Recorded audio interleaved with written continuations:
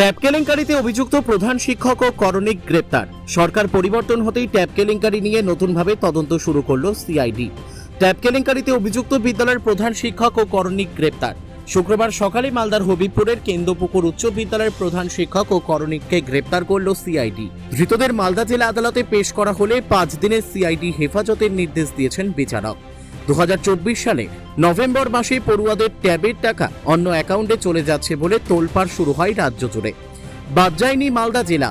হরিশ্চন্দ্রপুর থেকে বৈষ্ণবনগর এমনকি হবিবপুরে বেশ কিছু বিদ্যালয়ের বিরুদ্ধে ট্যাব কেলেঙ্কারির অভিযোগ ওঠে। এই ঘটনার তদন্ত ভার দেওয়া হয় সিআইডিকে। সেই সময় মালদা, উত্তর দিনাজপুরের ইটাহার থেকে বেশ কয়েকজনকে গ্রেপ্তার করে সিআইডি, কিন্তু ওই পর্যন্তই। তারপর পুরো বিষয়টি ধামাচাপা পড়ে যায়। সরকার পরিবর্তনের পর নতুন করে এই ঘটনার তদন্ত আরম্ভ করেছে সিআইডি।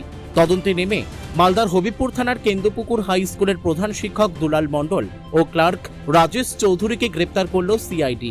এই বিদ্যালয়ের 91 জন পড়ুয়ার ট্যাবের টাকা অন্য অ্যাকাউন্টে চলে যায়। তাই নিয়ে হইচই পড়ে যায় জেলা জুড়ে।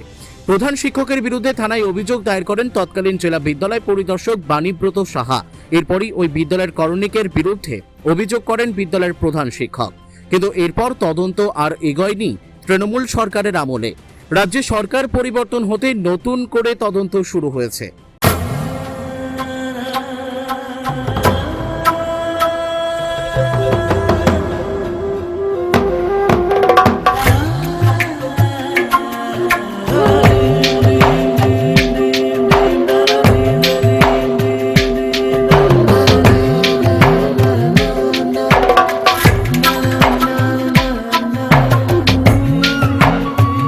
সুবর্ণা জুয়েলার্স, থানা রোড, রায়গঞ্জ।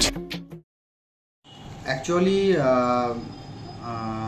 এটা ট্যাব কেলেঙ্কারির একটা কেস আছে, যেটা আমাদের ওয়েস্ট বেঙ্গল গভর্নমেন্ট যেটা তরুণের স্বপ্ন হিসেবে সেটা চালু করেছিল, এবং বিভিন্ন জায়গায় বিভিন্ন স্কুলে যে ট্যাবগুলো যেটা দেবার ব্যাপার ছিল, এবং এই কেস স্টার্ট হয়েছিল 24 নভেম্বর। এই যে ট্যাব কেলেঙ্কারি অল ওভার ওয়েস্ট বেঙ্গল নিয়ে হয়েছিল, এবং এই কেসে বিগত সেভারেল অ্যাকিউজড অ্যারেস্ট হয়েছে। উত্তর দিনাজপুর থেকে হয়েছে, মালদা থেকে হয়েছে, এবং সেভারেল ডিস্ট্রিক্ট থেকে হয়েছে, এবং সাউথ বেঙ্গল থেকেও হয়েছে। এবং এই কেস বর্তমানে সিআইডি হ্যান্ডেল করছে। এবং আজকে এই কেসে প্রেজেন্ট ডেভেলপমেন্টের মধ্যে দুজনকে আজকে অ্যারেস্ট করে নিয়ে আসা হয়েছে। তাদের মধ্যে একজন হচ্ছে দুলাল মণ্ডল, সে হচ্ছে teacher in charge of Habibpur Kendrapukur high school, এবং তার সঙ্গে একজন ক্লার্ককে অ্যারেস্ট করা হয়েছে।